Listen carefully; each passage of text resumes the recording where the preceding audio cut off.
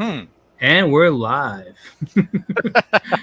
Welcome, everyone, to another Lucius Live. Happy to be here with you on this Thursday. Switching up our days. I think Thursday's is a better time slot. Nice day. Past hump day. So. Well, yeah, I figure everything it follows from the old days, like the days in like contention are Mondays, Thursdays, and Sundays when it comes to like broadcast. And I think this has moved forward to also streaming, at least for live streams. What people are willing to catch. So yeah, I'm switching it up a bit, switching it up. Not to mention, there's nothing to talk about. I feel like, and then all of a sudden today, a gym falls into our lap. Of sorts, dude, this is just making the rounds. Like it has been, but today just a shit ton of stuff has just been happening at once, Lucius. It's like I feel like August 18th is like the day that everything just coalesced. I don't know. Now, what have you seen? I just pull this up for right now. I'll make it smaller. I was gonna talk about the other things, and then I was gonna get to this. Okay, well, we can put this on the sideline. Do you have something to share, briefly, or is it just so Brian Stelter got fucking fired? Oh yeah, I saw something about that just minutes ago, and I was just like, oh, what for? Because I guess the new head honcho. The new head honcho at CNN has decided that the legacy and reputation of CNN has been so thoroughly destroyed, and they're trying to claw back anything they can to bring it back. And I don't think they're going to. But part of that process is getting rid of people like Brian Stelter. I think Don Lemon might possibly be going next, and I think there was like another one whose name I forget. Other things is HBO Max fucking yeeted all of their fucking soy animated shows off their platform. So it's like a reckoning is afoot. Yes. So many wins, so many W's.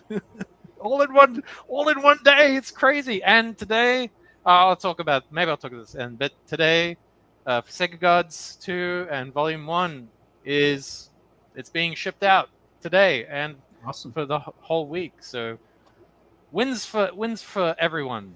Sweet. I think. Yeah. All right, man. Well, anyway, but the real big story that everyone's talking about today, it's the one on everyone's lips, is like good old buddy Ham Sammy. Sam Harris, get yourself a ham sandwich.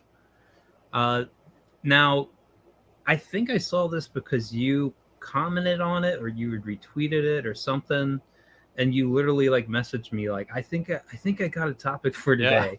Yeah. And I was like, dude, I was literally looking through the comments on this thing. Now, I didn't bother watching it. I've known for some time that Sam Harris, I was a fan of his from the mid 2000s moving forward, and then Trump becomes a candidate, and all of a sudden, like, he just like lost his mind, and everything that I seemingly thought he stood for was just like thrown out the fucking window. People say it's like the most concentrated form of Trump derangement syndrome they've ever seen, and I would totally agree with that. He was supposed to be like this level-headed, very non-combative. He had a whole like podcast, a book, and everything set up around this like mindfulness, this meditation and stuff. Yeah. And he's a neuroscientist. He's supposed to be smart. Yeah, and he just threw it out the fucking window. I was kind of a fan of his back when it was the Four Horsemen, the atheist groups of the skeptics at times. Dawkins, Hitchens, Harris, and Dennett. I think I read all their books at that time. His was A Letter to a Christian Nation. I watched a number of the debates that were on YouTube featuring these guys.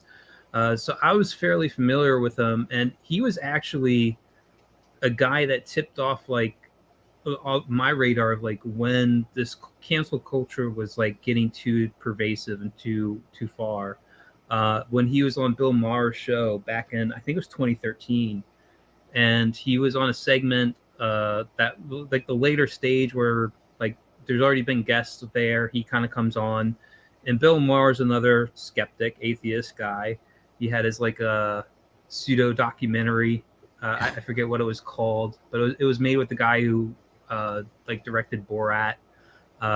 Just like poking fun at religious groups and cults and things like that. And I forget what it's called, but no, I know the one you're talking about, like the God. I don't know. Is it the God delusion or is it something else? That was Richard Dawkins' book. I think it was something. Right. But he goes like to Christian themed amusement park of sorts, where they have like a reenactment of Jesus on the cross, bearing the cross, crucified, all that. And they literally have like animatronics or at least like sculptures of like men with dinosaurs or something like. Oh yeah, this was the one where they apparently recreated the Noah's Ark as well, right? Maybe I don't remember all of it. I those stood out. He also went to like the place in England. I think maybe it was in London, but there's a place where people just get up on soapboxes and talk shit. And he just talked about Scientology, like literally just gave it out, and like the British people made him like a newspaper trifold hat and put it on him, like to like just say like you're the king of the dunces or something out here. And so anyways, he comes out and Ben Affleck's there, and they're just talking about, I think it was like a recent poll that was conducted with Muslims and about like their thoughts, like and these are things where like it's it in no way can marry up to Western standards of life. Like it's like you believe women and men have equal rights, and it's like no, like 90% no, or something crazy, like just super majority of like against everything we knew as like common what was in liberal values. And then Ben Affleck's like, this is just racist. And it's like, well, first off, Muslims aren't like defined by race, they're defined by belief. Certainly most of them are in the Middle East.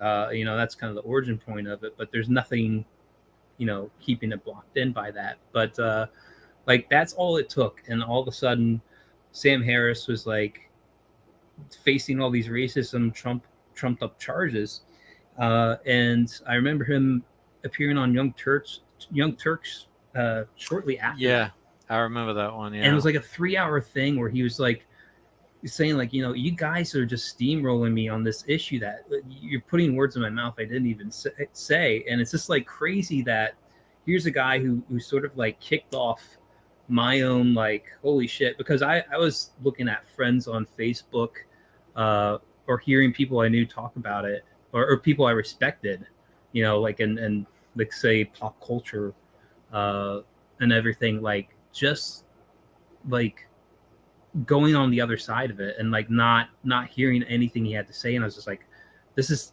like the divide is small, but it's very deep. And I was just like, I can't imagine having a conversation with my friend about this or whatever. I this was on like stuff on Facebook, and I wasn't like in person with them, so I couldn't really like it would only end up badly, like it would just be a text argument or whatever, and like those never go well. There's no tone, there's nothing to read off of. There's always a chance that they'll misinterpret what you're actually typing, like and I was just like, I don't know, like you just start to see like this divide between you and like the people like you were cool with for like 5 years coming up. And so it was crazy to see like after he kind of lost some shine because he wasn't mentioned as much after that. And then his actual Trump derangement syndrome brought him back.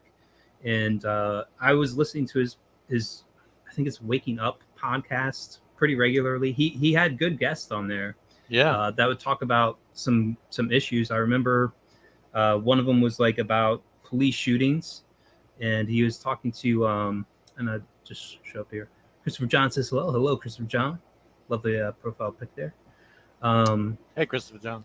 He had some security expert guy that was on. I think he also worked with the LA like special forces or special SWAT team or something.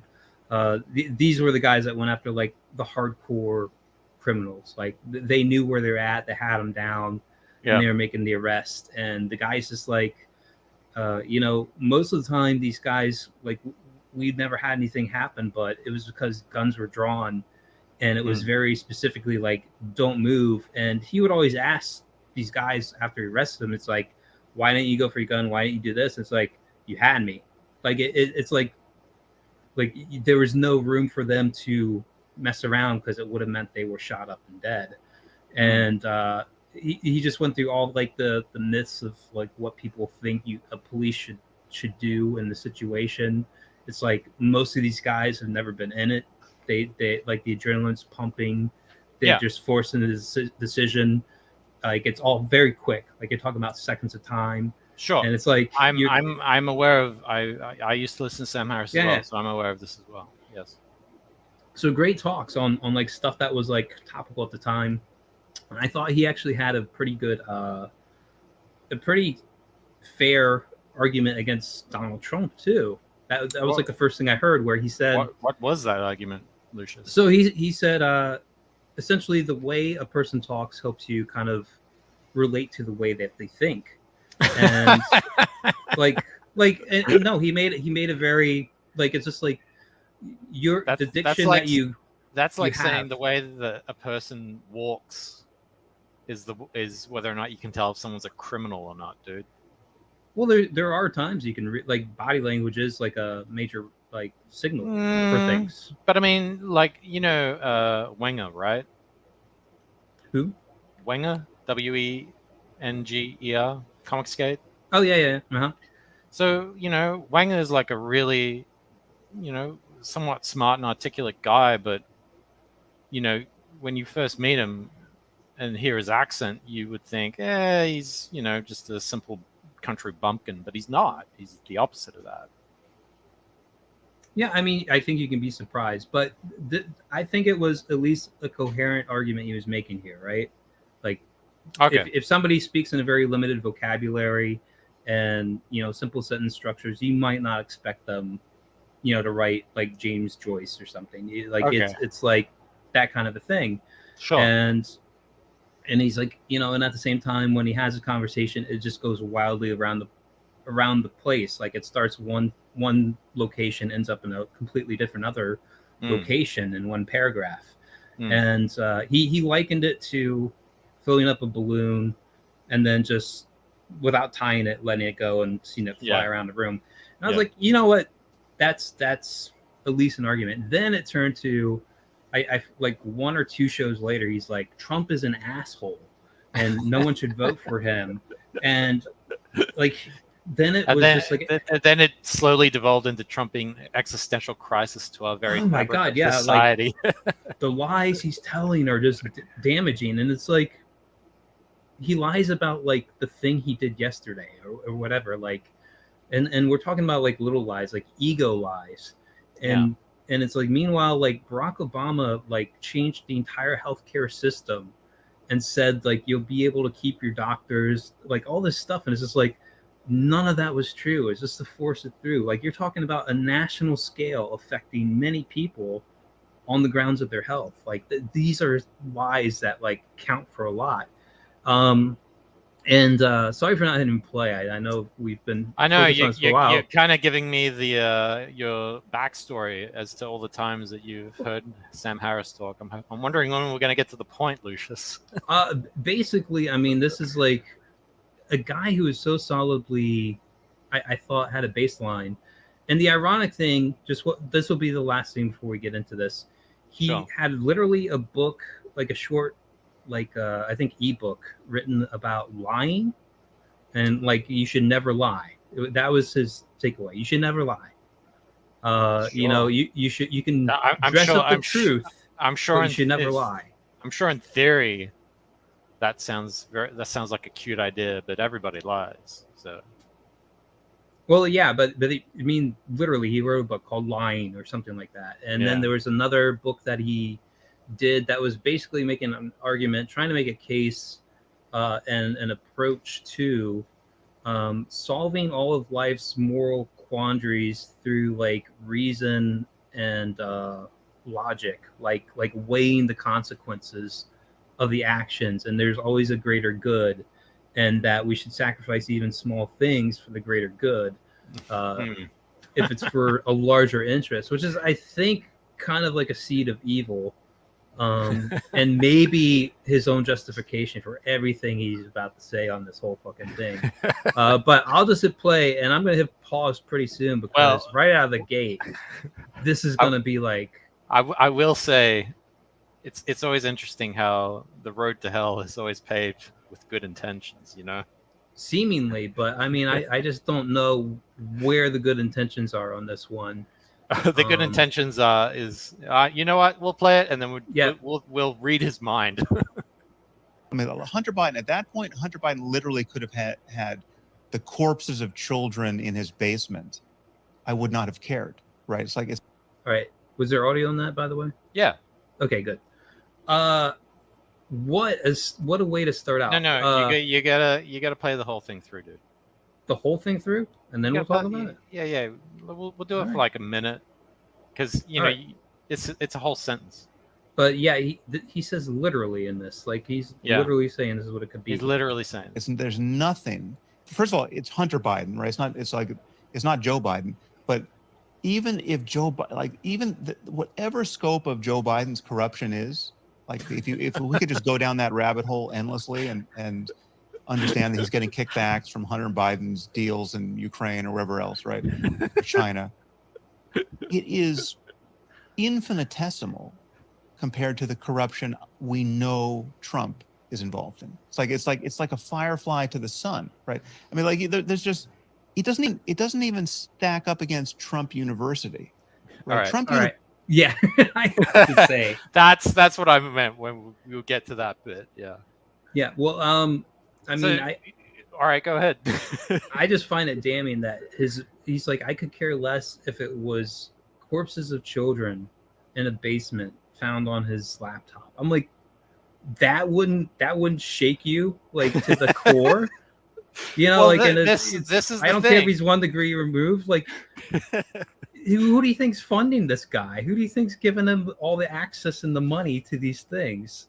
Hunter Biden was a nobody. Like, yeah, this is the thing, right? This is the strange. I don't understand why he's making this bizarre. This is the most bizarre thing I've ever heard Sam Harris ever say, comparing like a failed business called Trump University, where Trump, worst case scenario, frauded a bunch of people out of their money, you know, a handful of people out of their money, right?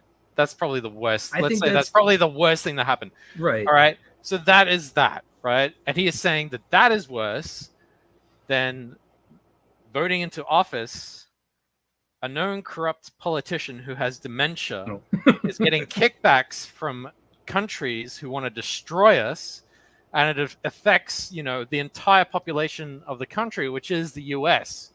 That's okay. Like, just putting the whole dead body children's in the basement thing aside, like that apparently, and it's really ironic to me because I remember there was a speech that Sam gave a long time ago at Oxford, and I think you did mention this, where he was talking about this woman who worked at the White House and was an advisor to Obama about, I think it was about, she was a consultant in regards to religious sensitivities, right? And he said, you know, oh well, let's say, you know, there was a religion where there was something where there was a doctrine that said, you know, for every third-born child, you know, they have to have one of their eyes surgically removed, so they can only have one eye.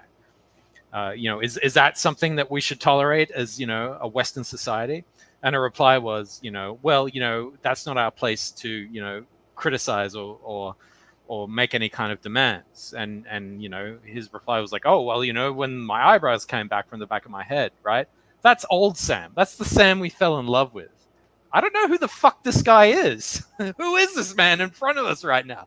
That is not the same Sam Harris. I know that people change, but I really think that's like, I told you this in the DMs. Lucius, I told you this in the DMs. I swear to God. You know that manual they have where they have the list of all those mental disorders, the DHS or DNS? I don't know what the fuck it's called. I Yeah, I swear know to what God, you're talking about. Yeah, the official book. Trump derangement syndrome. I swear to God, Trump derangement syndrome is going to be put into that book at some stage because so many people are so, like, high-profile people like Sam. So many people are suffering from this bizarre mental disorder where Trump is literally the worst thing since Hiroshima. And all the guy has been trying to do is bring jobs back to America, you know, help American working families, stop CRT and other stuff, which he's talked about in this interview, where he's against far leftism. He's fighting against that. He's trying to fight against, you know, the establishment, like corrupt politicians that have had a stranglehold on this country for the last bloody 30 or so plus years. And yet somehow Trump is the bad guy. He's negotiated peace in the Middle East. Oh, he didn't start a new war. He didn't start any wars. Yeah. He went to Korea and he like brokered deals. He's done all these amazing things. It's like, what the fuck, man? This blew my mind when he made this comparison. I was like, yeah, he lives in a strange ivory fucking tower with all his money, and he doesn't have to deal with anything, so he can fucking say all this shit. Sorry, go ahead. If he does have Trump derangement syndrome, which he clearly does, he's like stage 4. He's like terminal, man. Like Trump could save a bus full of children. Terminal here. Trump could save a bus full of children single-handedly, and Sam Harris would still stand there and say, "This is the most horrible monster that has ever walked the earth." But I find it laughable too. Like, of all the things you could pull up, like of all the inflated crimes of Donald Trump, he's like Trump University. I'm like, that's it? You're not going to go with like your Russia connections or whatever, like the Steele dossier or the Mueller fake, by report. The way. They're all contrived and fake. Or say he was or the insurrection or like nothing. He goes for Trump University. I'm like, wow, dude, like this was the thing in your back pocket you were going to use. like I'm pretty sure people knew that wasn't like an accredited college or anything. Like it was just like one of these business course things you just throw on there, and maybe somebody's impressed by it, maybe not. Well, this is the cult of the left, dude. This is the cult that I escaped. All right, they need an enemy. They need a boogeyman because they cannot define themselves by what they are, only what they're not. And if they've got this rich, successful, straight white male who's doing great things for the people, it's like, but he says mean things that they just don't like because it's like, that's so crass and barbaric. Not like us highly educated, you know, enlightened people. It's like, fuck, man. Like, he's not the problem. You're the fucking problem. You are. Well, it gets better. It does. It gets so much better. We hit a point where I'm like, I have to hit stop because this is just like you would think he was about to drop a bombshell. This is like Trump University. I'm just like, okay.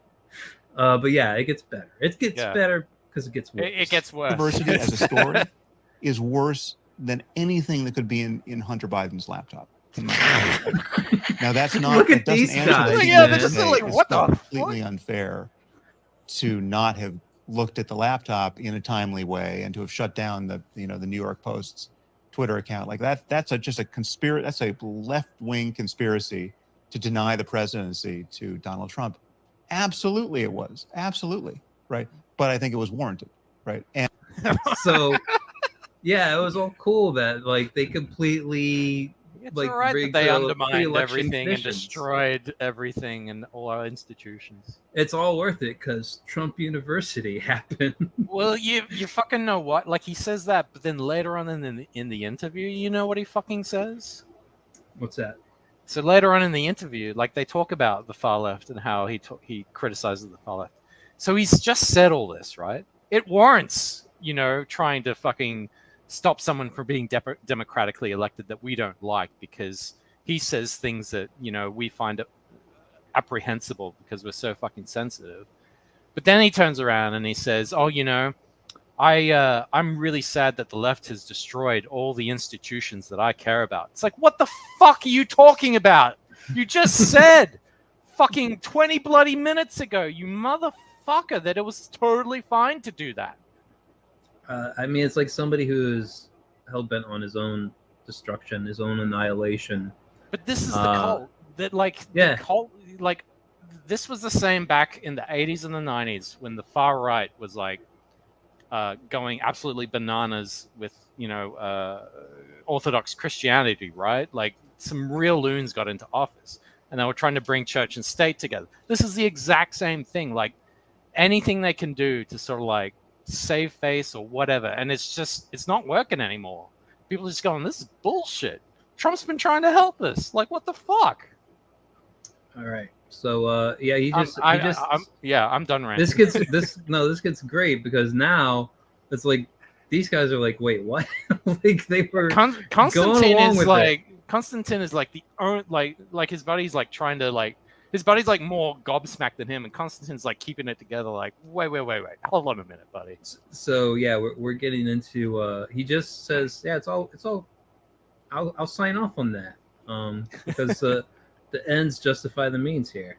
Yes. And again, it's a coin toss as to whether or not Sam, I'm sorry. that particular piece. I'm really sorry. I was the one that said we should move on, but you've just said something I really struggle with there, which is the kids in the basement. No, that was the thing. In the basement. I'm interested in now this kind of got to me. I'm just like in the kind of current zeitgeist where I think we're throwing away kids, and kids are being taken away from parents and families, or at least undermined in a way that and in ways that are permanent. The fact that he used that as an example, and the fact that he's now using it as oh, what was it, the kids in the basement thing? And even the other guys no, fuck the kids in the basement. Yeah. This is about democracy. I'm just this is about society as a whole. This one is a fundamental block to human civilization at all. And the other is just a method of government that frankly is kind of overrated. You want to try democracy, how about you get 3 people in a room and all the decisions each of you are going to make for the rest of the time is decided by the 3 of you, and whichever way majority vote goes. That's what democracy is. So it's kind of like this overused soundbite thing about democracy. But I just like that even this guy's you've gone too far. And there's probably another bit I'm going to pause here soon because it's a great just visual reaction here. Democracy. You're saying you are content with a left-wing conspiracy to prevent somebody being democratically re-elected as president. Well, no, I'm content. Well, but the thing is, it's just not left-wing, right? So Liz Cheney is not left-wing, right? One person. Look at this! Look at this! The blink. The blink is exactly. Go right to the point where he looks at the camera but the thing is, it's just not left-wing, right? So Liz Cheney is not left-wing. Right. Liz Cheney is doing everything in her power to prevent somebody being democratic. It's not but there's nothing conspiracy. It's not. It was a conspiracy out in the open. But it doesn't matter if it was. It doesn't matter what part's conspiracy, what part's out in the open. I mean, I think it's if people get together and talk about what should we do about this phenomenon. If it's if there was an asteroid hurtling toward Earth, and we got in a room together with all of our friends and had a conversation about what we could do to deflect its course, right? Is that a conspiracy? Wow. So he is conflating Donald Trump with the worst Armageddon. With Armageddon. Deep impact. The man who negotiated peace in the Middle East. He Like, what the fuck? That's like, this is like, if this was mental gymnastics, he'd be winning the gold fucking medal, dude. I don't know. I feel like it's Holy like shit. he's not doing gymnastics, man. Like he's doing like quantum leaps of logic. Like a thought that Like, was what over the here Fuck. jumps magically to over here.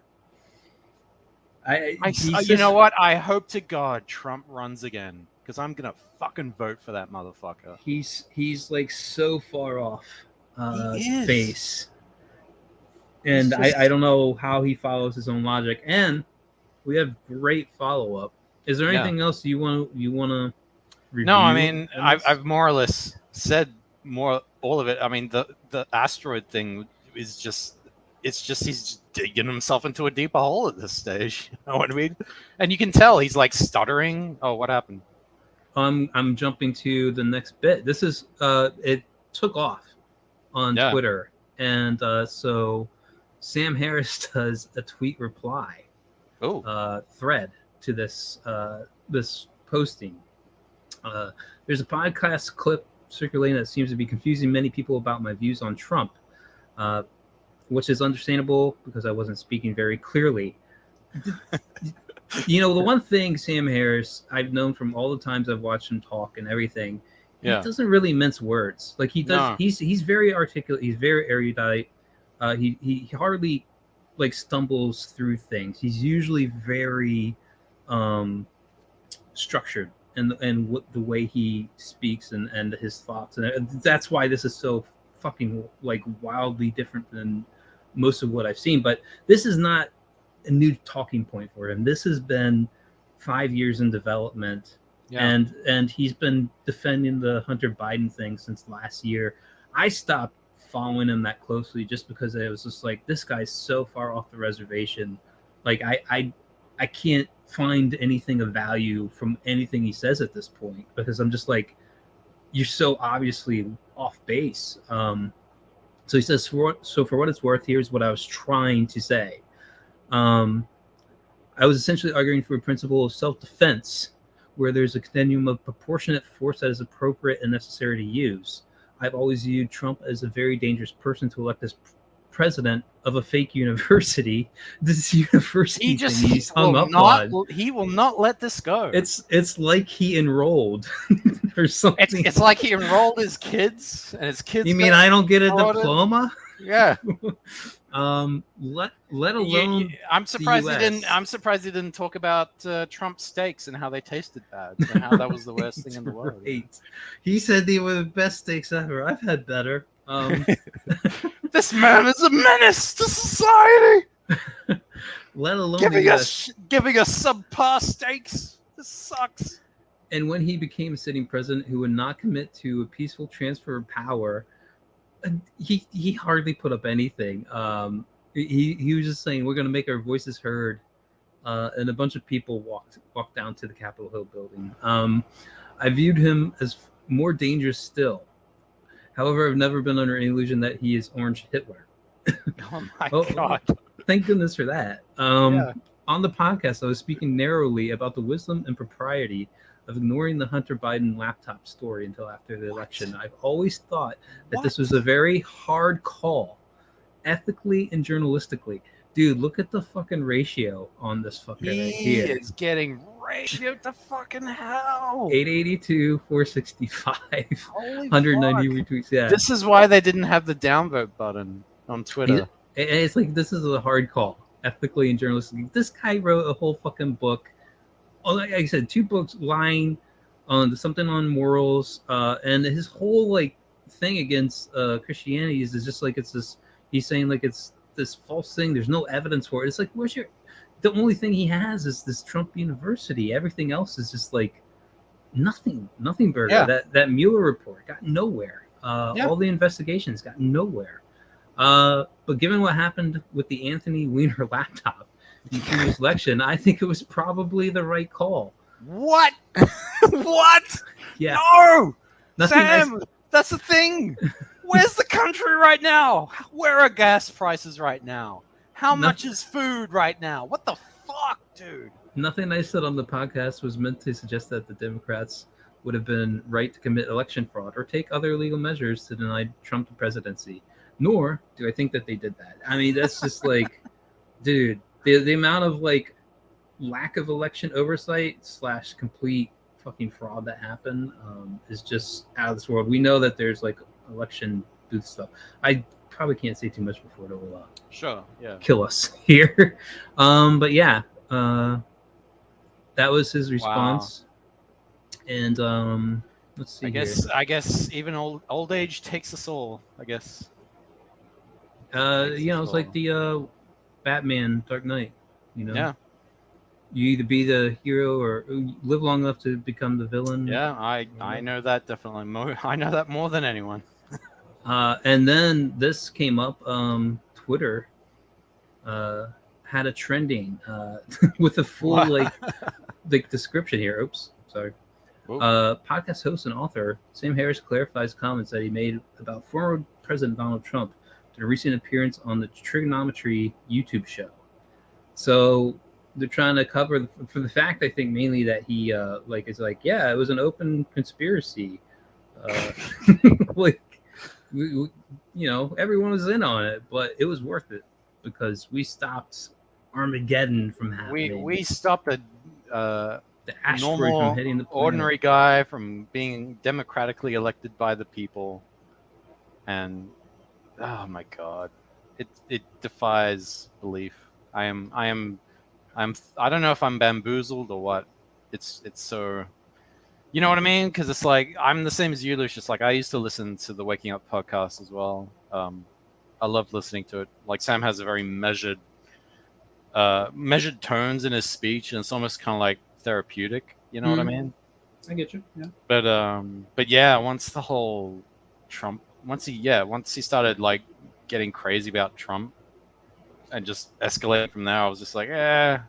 There are a lot of things I just like signed off on. That was kind of the start of like the first dominoes being knocked over, where I was like, man, I can't enjoy the stuff I used to enjoy anymore. Like these people, it's not just enough that they don't agree. It's like they'll shove it into their shit so hard that they want you to take the pill too. Yeah. I'm just like, no, like, just talk, just do your regular shit. Instead, it was just them interrupting themselves over and over again to stop this great evil that didn't exist, and buying the most ludicrous bullshit that I think's ever made it to like investigation or whatever. I mean, the dossier that started the FBI search or investigation, the way they just steamrolled guys, and it's just like, I forget who it was, General or somebody, like the Michael Flynn, was it? Like the people they fucking steamrolled. Yeah. And it's just like, you talk to somebody from the Russian government, it's like, that's his fucking job, dude. Like, we're not supposed to talk to one of like the most major international like bodies on the planet, one of the that has a nuclear arsenal to rival ours. We're not supposed to be in talks with these people. Like, what's diplomacy? What is the purpose of these officials if they're not going to be in talks with them? It'd be one thing if you showed that there was a gross corruption, selling state secrets, or leveraging assets, our country's assets, for their own personal gain. Maybe like uranium sales to Ukraine and stuff like that. Like a certain other president been doing, which we won't name, but you know what we're talking about. And dude, if like, I'm just like, these guys are like the dirtiest players, man. And if you look at like the string from the Clintons and Carter and all these people like moving forward, the shit that they've sold to like complete tyrants given them, and it's like just put us at a worse place over and over again. I'm like, there's nothing to believe out of them at this point. And the fact that like somebody, like there's a point where like there's a stupid you have to be smart for. Like you can't just like be stupid and accept it. You have to be educated to a stupid degree, and you just buy this stupid bullshit. I know so many smart people that just eat this stuff up with a spoon, and I'm just so disappointed. Well, the thing I'm is, just like beside myself. yeah. Well, the thing is, these people haven't been reasoned into this point of view. You know what I'm saying? Like there is no reason, no logical. Yeah, reason. I think you're right. There is no logical reason for them to be demonizing this man or others to this Right. extreme degree, and it's like I think that's the start, but then they have to do like the mental gymnastics to logically say, well, yeah, because this is why it is. It's hubris, because Yeah, they consider themselves smarter and better than everybody else, and when you're like that, that's why you saw it in the thing, like when Constantine like called Sam out on it, Sam doubled down, because for them it's like their egos are so fragile for them to like which is the other really fucking weird thing about all of that, is like Sam always talks about, or at least implies things like intellectual honesty, and being intellectually honest means like not tying your ego to whatever fucking status you think you have. It's going, hey, I think this might be the case, and someone comes, oh wait, no, that might be wrong, actually this is the case, and here's the evidence I have to back it up, right? And they present it, and if the evidence is good, and it actually is more credible than what you originally came up with, you go, oh, okay, well I guess I was wrong, and moving forward I can learn from this. But that's not happening here right now. Like No. the exact fucking opposite. It's yeah, like, and it's just so weird from a guy like him who Yeah. like, his whole thing was evidence-based empiricism. yeah, To get your results, to lead to like where your conclusions are, and he's just throwing that all out the fucking window, and he's using these absurd things. There's like, well, if a group of us got together to stop an asteroid from hitting Earth, that would be a conspiracy, right? It's like, no. dude, no. I don't. I don't think people so. would be hiding in secret going, okay, guys, we got to stop this asteroid before anybody finds out. Everyone would be like, yo, fucking asteroid, let's get together. We're going to solve this. Like, what the fuck?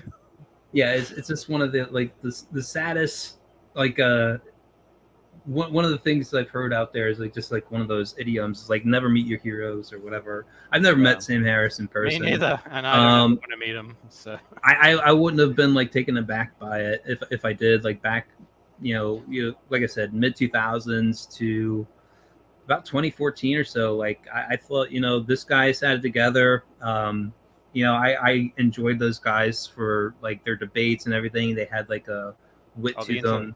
The intellectual dark web. No, the Four Horsemen. Christopher Hitchens. He was, I fucking love Christopher Hitchens.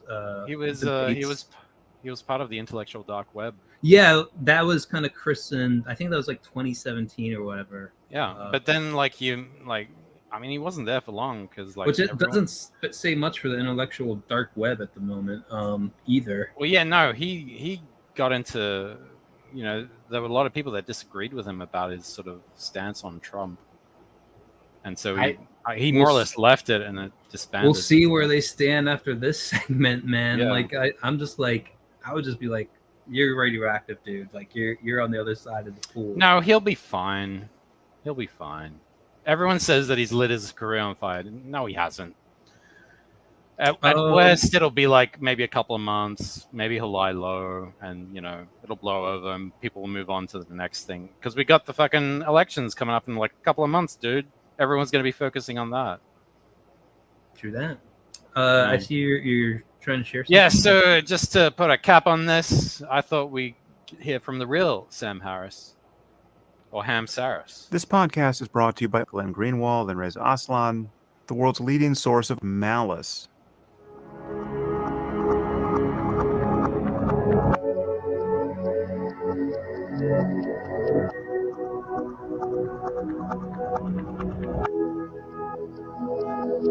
How long is this? Correctness and intellectual dishonesty. Oh. Well, welcome to the Political Correctness and Intellectual Dishonesty podcast. This is Sam Harris. I just got back from Boston, where I had controversial positions while no one was watching. We know that Jerry Seinfeld, famous celebrity, has been successfully recruited by the forces of global jihad. I'm mentioning him because he kicked this whole thing off. Last week I did Jerry Seinfeld, and that video is online. You can see that on my blog. In the video of our deal, I'm getting hammered by Jerry Seinfeld, and it's quite damaging. Up to the limit of my tolerance, I said, I'm just going to try to suck the cock by just going through the most controversial positions. Well, we did this, and Cenk Uygur, functioning as my lackey, did the same, I believe. Who knows what happened?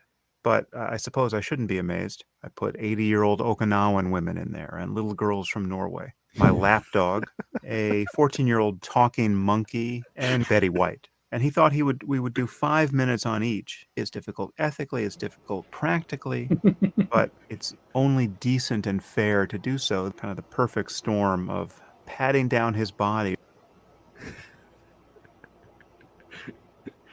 So I've anyway, not seen that before. It's a good skit. I mean, That I must can't have believe been hell of I an can't believe waking up took such a turn, and that's when I kind of tuned out. I don't know. I might have to tune back in now. Yeah. Well, anyway, now that we got all that venom out of our system, Yeah. what else do you want to talk about? I don't know. This kind of like took the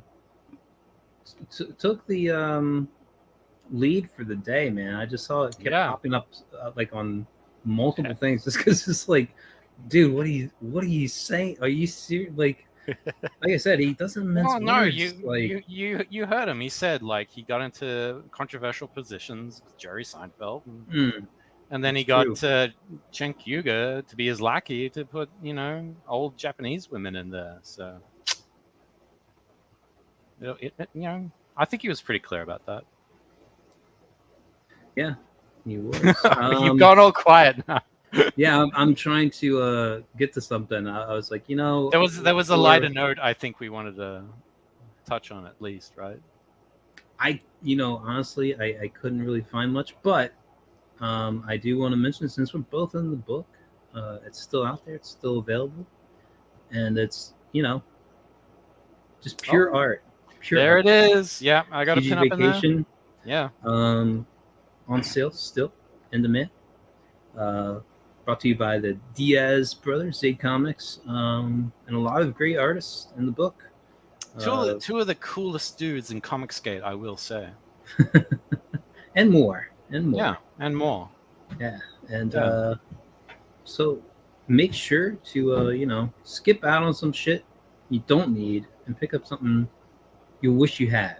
We got some people in the chat. We do. Brian Kiskow. What up, fellas? What up, Brian? Hello. Oh, we were just talking about this debacle of Sam Harris. We kind of reached the end of our limits on just what the fuck. Well, I mean, we could have just gone to the trigonometry YouTube video and just gone through that, but oh no, that's playing. That would have been like 6 hours. I feel like we just would have been stopping like every minute. The algorithm probably already has me on a scope. Like probably, yeah. No, I think you'd get away. I think you'd get away with it. Neon flashing signs, pull the trigger, take me out. I mean, it'd be sad if it did. I'm not that big, but you never know. I think it's all bots anyway. Sam Harris has always been an intellectual lightweight. I wouldn't necessarily go that far, but man, I don't think much since 2015. I think anytime he tries to get outside the realm of his expertise, which it's kind of limited. He doesn't end up well. I enjoyed him more for the Waking Up podcast, just because of the guests he had and what he would get into. I can't remember all the ones now. Like the security one was really good. There was the remember the first one he did with Jordan Peterson, and they got stuck like at the beginning talking about truth.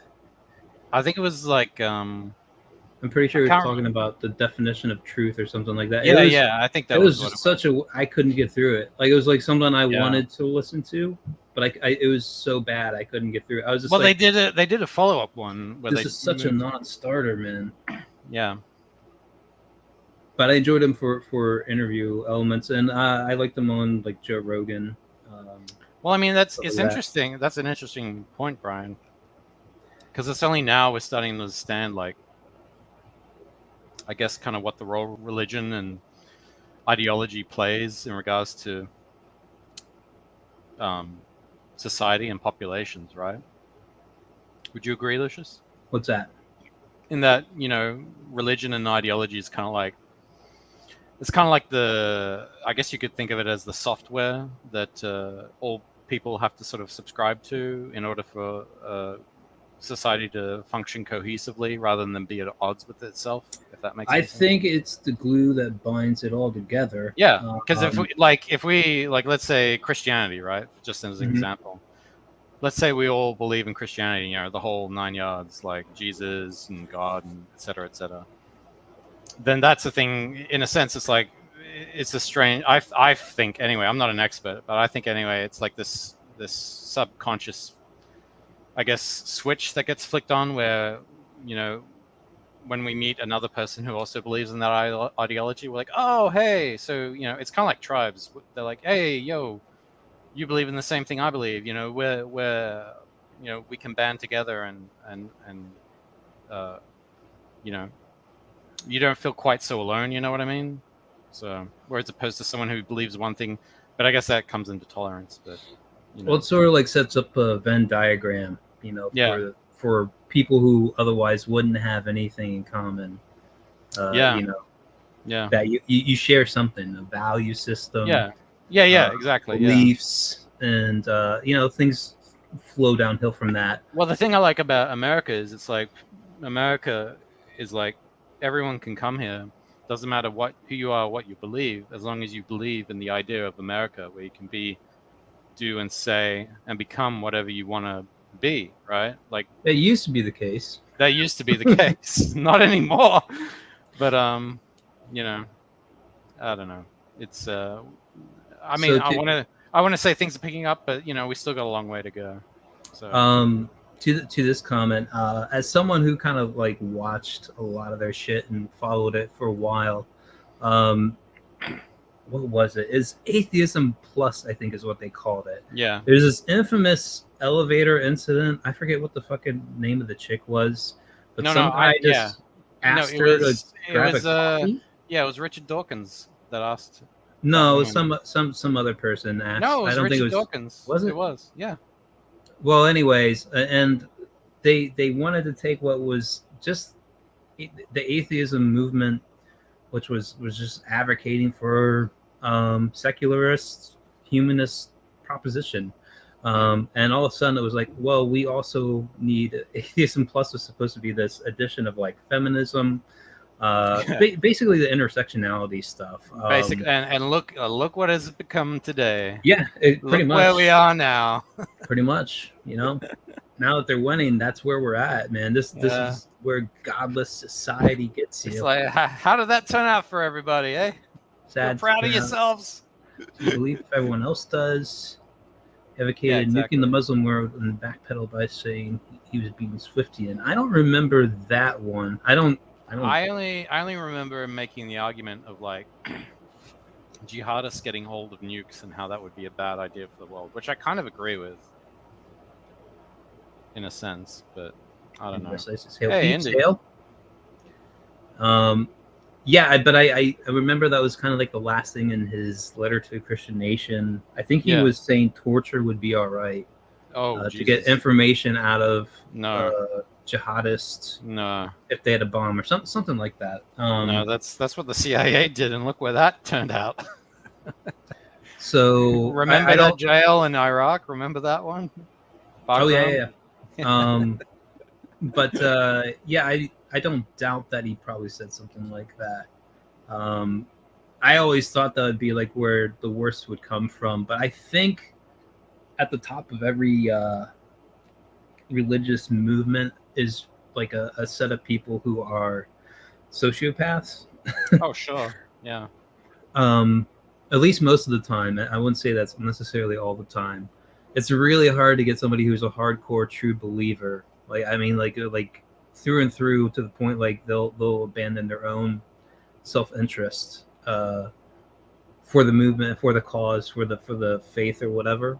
Yeah. I think these ayatollahs, whoever, they have way too much self interest, way too much at stake. Yeah. To be dumb about it. They leverage it for their own means, their own ends. In the end, so I'm not as convinced that just because this nation gets it, I would be more worried about what happens if that nation dissolves. Like the Pakistan India thing is definitely like cause for concern. I don't know if you've ever seen the stuff. I remember watching like a Vice special on it where it was like the border of India and Pakistan where they have these like daily like it's like dance offs, but it's like military dance offs. Really? And there's literally a bridge, that connects like the nations that goes over like this valley, and there's a point on the bridge that's painted as a line, and there's snipers on both sides, and if you cross that line from either side, the opposite end, you will be shot. Like that's just basically the demarcation zone of like, this is the point at which you can take your last step before you're shot at. Like it's like that is tense. And the idea that both of these places have nukes is like kind of terrifying, because it's like you don't even have to be in the war. You just get the fallout and the radiation drifting from it if it ever goes off. Like I think they have enough of an arsenal to just poison at least a good portion of the world. Well, I mean, I guess I feel bad for India because they're stuck between Pakistan and China. I kind of feel like they're between a rock and a hard place right now. In the end, I think it's like the nuclear arms, like it's a standoff. It's a Mexican standoff situation. Like the moment somebody starts shooting, everybody's in a bad spot. Uh-oh. Well, anyway, the thing that I want to say before we sign off is did I mention this? I feel like I mentioned this at the start. Is Forsaken Gods 2 is getting shipped out today. Mm-hmm. Yeah, you said it just started shipping out. It's part of all the great news of all the. All right. Well, then I forgot, and I'm losing my mind. But doesn't hurt to hit it at the end too. Yeah, well, thanks everyone who came by. I'm not done. Lucius, what are you doing? Sorry, man. I'm trying to keep a tight 1 hour time. I know, we still got 2 minutes. Holy shit. All right. Fill it up. So, Lucius. Yes. Animation. Mm-hmm. What do you know about it? I know it is a pain in the ass, difficult to do. I mean, I can enjoy it. I enjoy the process of it. Some of my favorite films are animated. Iron Giant, one of my top favorites. Big fan of The Incredibles. Yes. Both directed by Brad Bird. Yeah, but that's not the segue I was going with. And I also liked his, not that it's animated, I also liked his Mission Impossible Ghost Protocol movie too. All right, we're getting off. Yes, a little bit, yeah. But what do you think about animation? You're way more deep in it than I've ever been. That is true. But now that Forsaken Gods 2 is shipping and it's basically done, and I'm going to be sending out the digital copies this Saturday, I've got a new campaign that I've got that's going to be launching September 1st. And Lucius, do you know what kind of campaign I'll be launching? I'm going to guess animation. You would be correct. You get 10 points, sir. All right. 10 points to House Lucius. Yes, House Lucius wins. All right, man. So what kind of animation are we talking about here? So the plan is I'll send out the digital copies, shipping will happen, and then on Monday the landing page for this thing is going to go live, and I'll be what I'm going to be trying to get crowdfunded is a 10-minute animated short that is for all ages, for young families and such. And, kids, parents, anyone can enjoy it. And I don't know, I was just wondering what you and maybe the chat would think about that. How much money would you need to do this? Well, right now I've got the pledge amount to 10,000 because I figured 10 minutes, $1,000 a minute, something roughly like that. I mean, if you think that's doable, I think that's a pretty low budget. But if Really? you Well, think what do you you can think do is a better budget?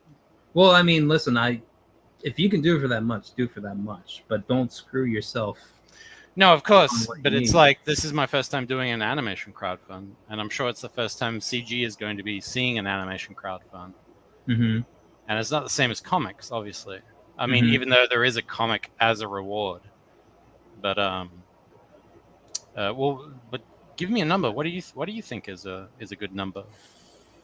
I mean, for 10 minutes, I would guess at least 25,000 is what you'd need. But I mean, if you're Really? doing it as a one-man army, that's really your call to make. I just know, like, for what I've done, I mainly messed around with 3D animation, so it's not even like I'm.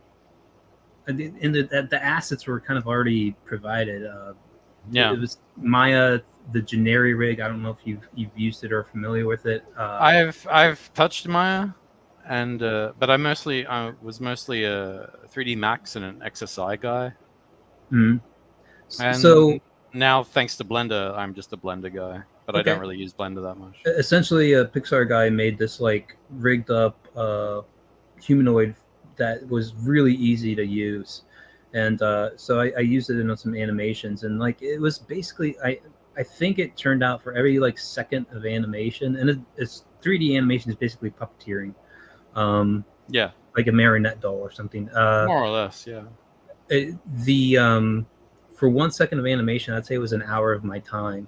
So doing that math out, and that's not even figuring in the time for rendering and making your lighting, all that stuff. I mean, you're doing 2D, right? Yeah, I'm doing 2D just because I'm more comfortable with it. You can sort of cheat it, and Mhm. I know how to actually draw. So yeah, I mean, I would say that's almost more intensive just because it just depends on how you look at it. But I would look at that as more intensive, time intensive. So yeah, that's your call to make, man. But I would say at least 25,000, and that's going to be a hard sell to do, but it would be a cool project to see finished. Well, funny you mentioned that because Amoeba says, "Do you have any examples are you animating? of your work?" Is it anywhere? And he's asking, "What is the finish?" Well, that's really interesting. You ask Amoeba because I've got a little preview here.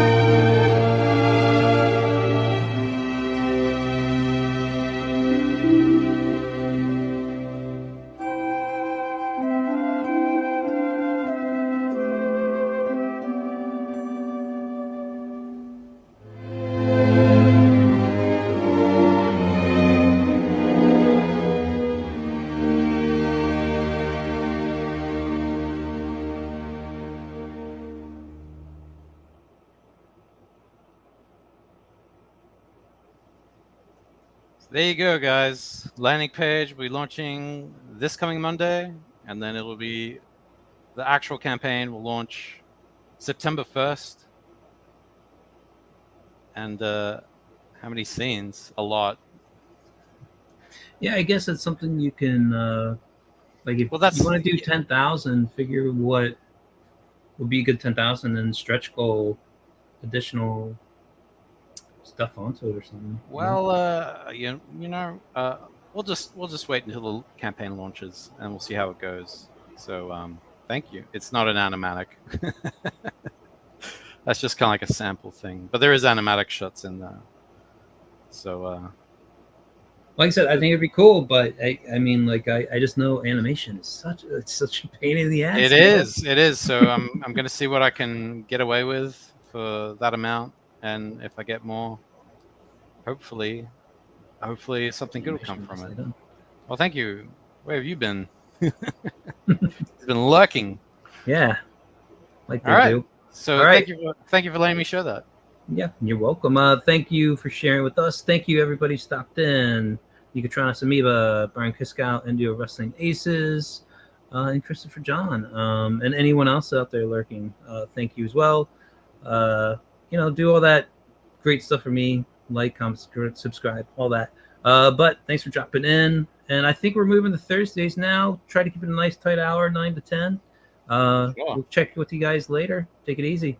Stay fresh.